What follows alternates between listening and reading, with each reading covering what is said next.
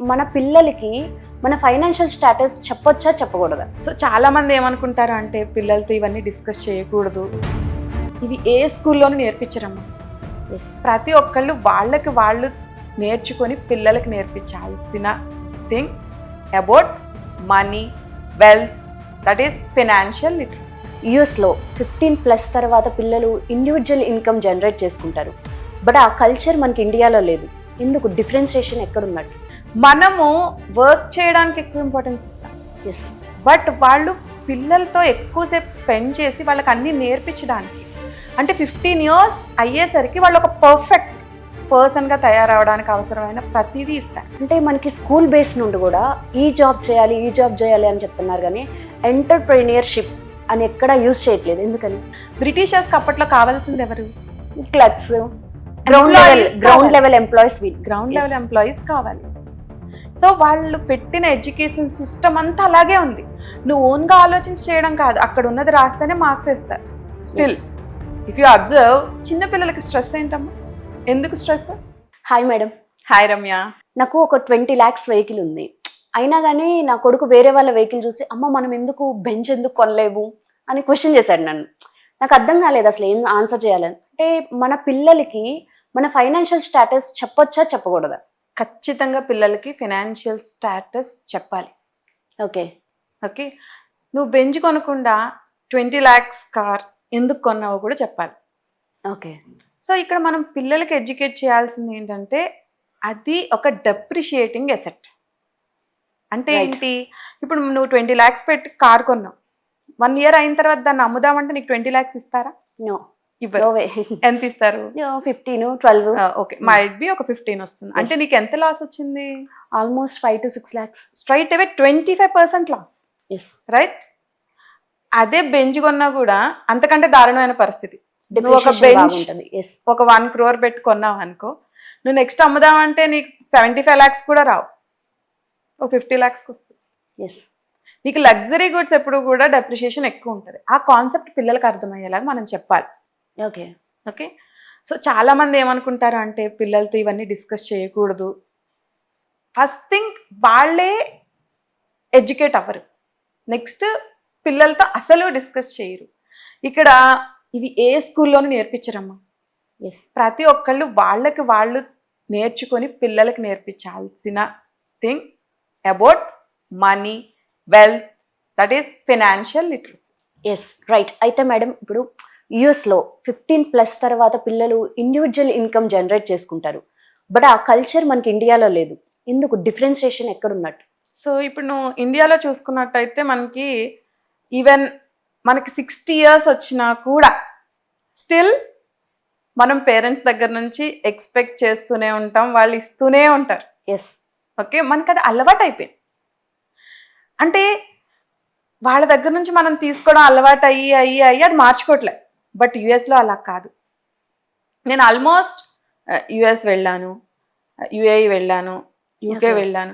So ఇక్కడ అన్ని దగ్గరలా నేను చూసిన ఇదేంటి అంటే వాళ్ళు పిల్లలతో చాలా ఎక్కువ టైం స్పెండ్ చేస్తారు. ఓకే, మనము వర్క్ చేయడానికి ఎక్కువ ఇంపార్టెన్స్ ఇస్తాం, ఎస్, బట్ వాళ్ళు పిల్లలతో ఎక్కువసేపు స్పెండ్ చేసి వాళ్ళకి అన్నీ నేర్పించడానికి, అంటే 15 years అయ్యేసరికి వాళ్ళు ఒక పర్ఫెక్ట్ పర్సన్గా తయారవడానికి అవసరమైన ప్రతిదీ ఇస్తారు. ఓకే. ఓకే. సో వాళ్ళకి బౌండరీస్ ఉంటాయి, వర్క్ అండ్ హౌస్, ఈ రెండింటి మధ్య ఒక బౌండరీ ఉంటుంది. షార్ప్ టైంకి క్లోజ్ చేసేసి సిస్టమ్ ఫ్యామిలీతో స్పెండ్ చేయడానికి వెళ్తారు. ఓకే. సో ఇక్కడ మనకు వచ్చేసరికి ఏంటి, తల్లి ఎంతసేపు కిచెన్కి అంకితమై ఉంటుంది. ఇఫ్ వర్కింగ్, కిచెన్, ఇల్లు, పిల్లలు అన్ని మేనేజ్ చేయడానికి స్ట్రగుల్ అవుతూ ఉంటుంది. సో మనము కొన్ని అక్కడి ఫాలో అవుతున్నాం. ఏవి? నెగటివ్. ఇంతకు ముందు Yes. మనకి నైట్ లైఫ్ అంటే తెలిసేది కాదు. ఎస్, ఇప్పుడు ప్రతి ఒక్కళ్ళు లైఫ్ అంటే నైటే Night life ఎంజాయ్ అంటారు. చేయాలి అన్నదానికి వెళ్ళిపోయింది. ఎస్. కానీ వాళ్ళలో ఉన్న మంచి మనం ఎందుకు తీసుకోవట్లేదమ్మా? అక్కడ చూస్తే ఎంటర్ప్రెన్యూర్స్ ఎక్కువ స్టార్టప్స్ ఎక్కడి నుంచి వస్తున్నాయి? ఎస్. ఖచ్చితంగా యుఎస్ నుంచే వస్తుంది. ఇప్పుడు మీరు ఎంటర్ప్రెన్యూర్స్ అన్నారు, అంటే మనకి స్కూల్ బేస్ నుండి కూడా ఈ జాబ్ చేయాలి ఈ జాబ్ చేయాలి అని చెప్తున్నారు, కానీ ఎంటర్ప్రెన్యూర్షిప్ అని ఎక్కడ యూజ్ చేయట్లేదు. ఎందుకని? మన ఎడ్యుకేషన్ సిస్టమ్ చూస్తే ఎక్కడి నుంచి వచ్చింది? బ్రిటిష్. ఎస్, బ్రిటిషర్స్ ఏదైతే పెట్టారో స్టిల్ మనం అదే ఫాలో అవుతున్నాం. బ్రిటిషర్స్కి అప్పట్లో కావాల్సింది ఎవరు?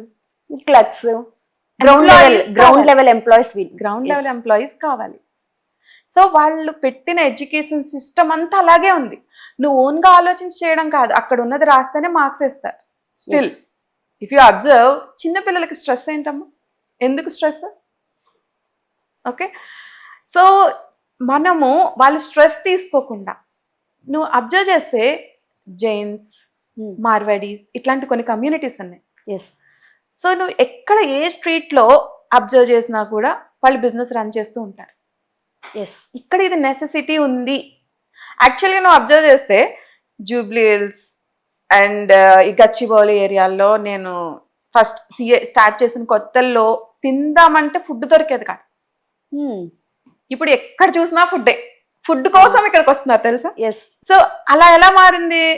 అక్కడ ఎక్కడ ఆపర్చునిటీ ఉంది అన్నది ఐడెంటిఫై చేసి అక్కడ కొత్త బిజినెస్ స్టార్ట్ చేస్తారు.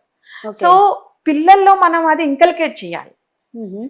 అది స్కూల్స్ లో కాలేజెస్ లో చేయరు. ఓకే, అందరూ పెద్ద పెద్ద బిజినెస్ స్కూల్స్ లో చదవరు కదా. సో మనమే వాళ్ళకి అన్ని నేర్పించాలి. సో మనీ గురించి ప్రతి విషయాన్ని, మన స్టేటస్ ఏంటి, నేను పూలు అమ్ముకునో పాలు అమ్ముకునో ఏదో అమ్ముకుని వాడిని కష్టపడి చదివించేస్తే వాడు పైకి వచ్చేస్తాడు అనుకోవడం చాలా తప్పు. ఓకే, నువ్వు ఏం చేసి ఎంత కష్టపడి సంపాదిస్తున్నావు. కొంతమంది జస్ట్ డైలాగ్స్ వేసేస్తారు. మా అమ్మ నాన్న పూర్ స్టఫ్ వాడతారు, అందరూ ఐఫోన్స్, ఐప్యాడ్స్, బెంజ్లు వాడతారు. మా పేరెంట్స్ మాత్రము ఎప్పుడు డబ్బులు లేవు లేవు లేవు అంటారు. Then you have to say నువ్వేం చేస్తున్నావు, నీ బ్యాక్గ్రౌండ్ ఏంటి, నువ్వు ఎక్కడి నుంచి వచ్చావు. ఎప్పుడు ఎవరు పూర్గా ఉండాలని అనుకోరు కదా. ఇప్పుడు పూర్ అంటున్నారు అంటే మనం పూరు, మనం రిచ్ అనేది ఎలా డిసైడ్ చేస్తాం? ఎస్, స్టాటస్ చూసి డిసైడ్ చేస్తాము. ఫర్ ఎగ్జాంపుల్ నా దగ్గర 1 crore ఉన్నాయనుకో, నేను ఆ 1 crore పెట్టి నువ్వు అన్నట్టుగా బెంజ్ వెహికల్ కొనేచ్చు. లేదు అంటే అదే 1 crore ఒక ప్రాపర్టీ మీద ఇన్వెస్ట్ చేయొచ్చు. ఓకే, రిటర్న్ ఇచ్చే ప్రాపర్టీ మీద ఇన్వెస్ట్ చేయొచ్చు. ఏది good decision? Property is a good decision. కానీ ఇప్పుడు జనాలు ఏం చేస్తున్నారు? స్టాటస్ చూపించడానికి బెంచ్ తీసుకుంటున్నారు. అది బయట వాళ్ళకి స్టాటస్ చూపిస్తున్నావు. ఎస్, కానీ రియల్ గా నువ్వు పూర్ అయిపోయే అసెట్ అది. Indirectly you're buying liability. ఇప్పుడు నేను బెంచ్ కార్ కొనేస్తే సరిపోయిందా? మెయింటెనెన్స్ ఎంత అవుతుంది? అది ఎంత మైలేజ్ ఇస్తుంది? అగైన్ దానికి సర్వీసింగ్ ఇస్తే ఎంత అవుతుంది? సో అట్లీస్ట్ ఎనీ వెహికల్ నువ్వు 5% మెయింటెనెన్స్కి పెట్టాలి. రైట్? అంటే నేను 1 crore పెట్టాను, 5% మెయింటెనెన్స్ అంటే ఒక 5 lakhs yearly. So 1.05 plus again depreciation. ఇవన్నీ క్యాలిక్యులేట్ చేస్తే నేను దానికి ఖర్చు పెట్టాలి అండ్ అగైన్ అది రేట్ తగ్గిపోతూ ఉంటుంది. అదే నేను ప్రాపర్టీ మీద ఇన్వెస్ట్ చేశాను అనుకో, రియల్గా నేనే ఒక కమర్షియల్ కాంప్లెక్స్లో ఒక షాప్ ఒకటి వచ్చింది, తీసుకున్నాను. సో అది 1 crore పెట్టి ఇన్వెస్ట్ చేశాను. నాకు ఎవ్రీ మంత్ 1 lakh రిటర్న్ వస్తుందమ్మా రెంట్. ఓకే, సో నెక్స్ట్ ఇయర్కి దాని రేట్ డెఫినెట్గా 1.5 crore అవుతుంది అంటున్నారు. అంటే నాకు ఎంత పెరిగింది? 50% పెరిగింది. అండ్ అగైన్ నాకు ఆల్రెడీ వచ్చే రెంట్లు ఎంత? 12. అంటే నేను 1 crore ఇన్వెస్ట్ చేసి ఎంత తీసాను? 62 lakhs తీసాను. అదే పని నేను బెంచ్ కొనుంటే ఏమవుతుంది? డిప్రిషియేషన్ ఉండేది ఉంటుంది. నా దగ్గర బోల్డ్ అంత డబ్బు ఉంది, 100 కోట్లు మా తాత సంపాదించి ఇచ్చాడా అంటే నువ్వు బెంచ్లు తిరుగు, తప్పలేదు. కానీ నువ్వే సొంతంగా కష్టపడి సంపాదించుకుంటున్నావు అంటే ఎందులో ఇన్వెస్ట్ చేస్తున్నావు నీకు తెలియాలి. అండ్ నువ్వు చేసే పని కరెక్టా కాదా అని నువ్వు చెప్పగలిగే పొజిషన్లో ఉండాలి. రైట్. ఇప్పుడు సేవింగ్స్, మనం పిల్లలకి సేవింగ్స్ కొంచెం చెప్తుంటాం, కాకపోతే ఎలా చెప్తాం? కిడ్డీ బ్యాంక్లో సేవ్ చేసుకోండి అంటాం. అసలు కిడ్డీ బ్యాంక్ అనేది right or wrong? Kiddy bank కరెక్టే, కానీ ఇంతకు ముందు మనకి పాత కాలంలో పెద్ద పెద్ద డిబ్బీలు మట్టి ఉండేవి కదా, అది కరెక్ట్ కాదు. ఇప్పుడు మనకి ఫ్లెక్సిబుల్గా వస్తున్నాయి కింద నుంచి తీసేసేలాగా. సో అలాంటి దాంట్లో సేవ్ చేపించి ఒక మంత్ 2 months కొంత అమౌంట్ అక్యుములేట్ అయిన తర్వాత వాళ్ళకి ఒక బ్యాంక్ అకౌంట్ ఓపెన్ చేసి అందులో డిపాజిట్ చేయండి. ఓకే. అలాగే మీ రిలేటివ్స్, ఫ్రెండ్స్ ఎవరైనా చిన్న చిన్న అమౌంట్స్ ఇస్తూ ఉంటారు. సో దాన్ని కూడా అందులో డిపాజిట్ చేయడం నేర్పించండి. ఓకే. అట్లీస్ట్ మినిమం ఇంట్రెస్ట్ వస్తుంది. సో వాళ్ళకి కిడ్డీ బ్యాంక్ లో దాచుకునే కంటే ఇదే అమౌంట్ ని బ్యాంక్ లో పెడితే మనకు ఒక 3% ఇంట్రెస్ట్ వస్తుంది. ఇంకా కొన్ని బ్యాంక్స్ ఉన్నాయి కొంచెం హై రేట్ ఆఫ్ ఇంట్రెస్ట్ ఇస్తున్నాయి, లేదా ఎఫ్డి చేయండి కొంత అమౌంట్ అయిన తర్వాత. ఓకే, ఫైనాన్షియల్ లిటరసీ గురించి పిల్లలకి ఏ స్టేజ్లో ఎలా చెప్పాలి? ఇప్పుడు 0 to 5 ఎలాగా, 5 to 10 ఎలాగా, అలా 5 years వరకు ఏమి చెప్పకండి, జస్ట్ ప్యాంపర్ దెమ్. ఓకే, ఆ టైంలోనే వాళ్ళు లైఫ్ని ఎంజాయ్ చేస్తారు నిజంగా. మనం కూడా వాళ్ళతో ఎంజాయ్ చేస్తాం. అప్పుడు డబ్బులు ఇలాంటివి మాట్లాడినా వాళ్ళకి అర్థం అవ్వదు. So leave them till 5 years. Okay, next 5 to 10 years అంటే ఒక ప్రైమరీ స్కూల్, జనరల్ గా 5th వరకు చదువుతూ ఉంటారు. ఆ టైంలో మీరు చెప్పారు కదా కిడ్డీ బ్యాంక్, బ్యాంక్ అకౌంట్, ఇట్లాంటివి ఎడ్యుకేట్ చేయాలి. ఓకే, ఇంకా పాసిబుల్ సిప్ లాంటిది స్టార్ట్ చేయండి, సిస్టమాటిక్ ఇన్వెస్ట్మెంట్ ప్లాన్. వాళ్ళకి మనం ఏం చెప్పాలంటే, నువ్వు చక్కగా చదువుకున్నావు అనుకో, నువ్వు బాగా చదువుకొని ఎక్కువ చదవక్కర్లా, ఇంటికి వచ్చిన తర్వాత 1 hour నువ్వు నాకు చదివి చూపించు, ఈ రోజు క్లాస్లో చెప్పినవి చదువుకో. ఓకే ఓకే, నీ థింగ్స్ అన్ని క్లీన్ గా పెట్టుకో, టాయ్స్ అవన్నీ కరెక్ట్ గా పెట్టుకో. అలా పెట్టుకున్నట్టయితే నేను మంత్లీ నీకు 1000 rupees ఇస్తాను. Okay, it's like appreciation, reward అనుకోండి. సో వాళ్ళేంటి, మనం చెప్పక్కర్లా, వాళ్ళే అన్ని చేసి అమ్మ హోంవర్క్ చేసేసాను, ఇదిగో నేను అన్ని నీట్ గా పెట్టుకున్నాను అని చూపిస్తారు. దాంతో వాళ్ళ చదువు బాగుంటుంది, హ్యాబిట్ అవుతుంది. ఇది రైటేనా ఇలా పిల్లల్ని? Just we're streamlining them, right? Indirect గా మనం సంపాదించేదంతా ఎవరికి? కిడ్స్ కి. ఒక 1000 rupees పక్కన పెడుతూ ఉంటే, ఈ ఎస్ఐపి లాంటి అకౌంట్ ఒకటి ఓపెన్ చేసుకొని, కెన్ యూ ఇమాజిన్ అది ఎంత అవుతుంది అని? 1000 rupees కదా. జస్ట్ ఒక సినిమాకి వెళ్తే 1000 rupees ఎందుకు సరిపోవట్లేదమ్మా? అలాంటి 1000 rupees జస్ట్ సరదాగా వాళ్ళకి అలవాటు కూడా అవుతుంది. మీరు ఒకటి చెప్పండి, నేను ఇది స్టార్ట్ చేస్తున్నాను, నువ్వు దీన్ని పెంచుకుంటూ వెళ్ళాలి తప్ప లైఫ్ లో దీన్ని బ్రేక్ చేయకు అని చెప్పండి. ఓకే, అదొక ఎమర్జెన్సీ ఫండ్ లా క్రియేట్ అవుతుంది. ఎవ్రీ మంత్ ఇంట్రెస్ట్ యాడ్ అవుతూ ఉంటుంది. వెంకటేశ్వర స్వామి వడ్డీ పెరిగింది అంటారు కదా, అట్లాగే వాళ్ళకి అదొక మంచి హ్యాబిట్ అవుతుంది. అట్ ద సేమ్ టైం వాళ్ళకి ఒక ఫండ్ క్రియేట్ అవుతుంది ఎమర్జెన్సీలో యూజ్ చేసుకోవడానికి. అది చిన్నప్పటి నుంచి మనం అలవాటు చేయాలి. అది 6 to 10 years ఆ రూల్ పెట్టండి. ఓకే, 10 years to 15 years ఇక్కడ మనకి సంపాదించడం తెలుస్తుంది, ఏం చేస్తే డబ్బులు వస్తాయో తెలుస్తుంది. యాక్టివ్ ఇన్కమ్ అంటే ఏంటి, ప్యాసివ్ ఇన్కమ్ అంటే ఏంటి, జాబ్ చేయాలా, బిజినెస్ పెట్టాలా అన్నవి ఆలోచించుకోగల క్యాపబిలిటీ వాళ్ళకి వచ్చేస్తుంది. ఓకే, సో ఇప్పుడు కిడ్స్ చాలా స్మార్ట్ అమ్మా. స్మార్ట్ ఫోన్ ఒకసారి వాళ్ళకి ఇచ్చి చూడండి, మనకి తెలియని ఆప్షన్స్ అన్ని ఎనేబుల్ చేసి ఇస్తారు. అలా దీని గురించి కూడా వాళ్ళని ఆలోచించమనండి. గోల్ అక్కడే ఫిక్స్ అవ్వాలి, సీడ్ అక్కడే పడాలి. చాలా మంది 10th అయిపోయిన తర్వాత, లేదు డిగ్రీలన్నీ అయిపోయిన తర్వాత నేను ఏం చేయాలి, వాట్ నెక్స్ట్ అంటారు. అట్లాంటి సిచ్యుయేషన్ ఉండకూడదు. ఓకే, వాళ్ళ ప్యాషన్ ఏంటో మనం అబ్జర్వ్ చేయాలి, చేసి వాళ్ళని దాంట్లో ఎంకరేజ్ చేయాలి. దానికి ఈ 10 to 15 years టైం అన్నది చాలా కరెక్ట్ టైం. ఓకే, వాళ్ళ గోల్స్ ఫిక్సింగ్కి. ఓకే, సో అక్కడ వాళ్ళని అలా మోటివేట్ చేసి, ఈవెన్ అంటే మనం వర్క్ చేయించక్కర్లేదు, బట్ అది వాళ్ళలో ఇంకల్కేట్ చేయాలి, ఆ ఎడ్యుకేషన్ ఇవ్వడం మనం చెప్పాలి. నెక్స్ట్ 15 years దాటింది, just encourage them to do part time jobs, at least home tuitions చెప్పడము. Okay, anything. కొంతమందికి ఫోటోగ్రఫీ అంటే ఇష్టం. మా చిన్న అబ్బాయి నేను ఫోటోగ్రాఫర్ నవ్వుతా అంటాడు. ఓకే, సో దాంట్లో మనం స్కిల్స్ నేర్పించవచ్చు, అట్లీస్ట్ లైక్ ప్యాషన్. ఓకే, అది ప్రొఫెషన్గా తీసుకోవచ్చు, ప్యాషన్గా ఉండొచ్చు, బట్ వాళ్ళు ఏది ఇంట్రెస్ట్ చూపిస్తున్నారో దాంట్లో ఇంకా వాళ్ళు షైన్ అయ్యేలాగా మనం చేయాలి. ఓకే, అండ్ ఆ టైంలో 20 years టైంలోనే వీళ్ళకి ఎమర్జెన్సీ ఫండ్ అంటే ఏంటి, కార్పస్ ఫండ్ అంటే ఏంటి, వెల్త్ అంటే ఏంటి, మన ఫ్యామిలీ బ్యాక్గ్రౌండ్ ఏంటి, మన తాత ఎలా సంపాదించాడు, మన నాన్న ఎలా సంపాదించాడు, మనం ఏం చేస్తున్నాం, వాళ్ళు ఏం చేయొచ్చు.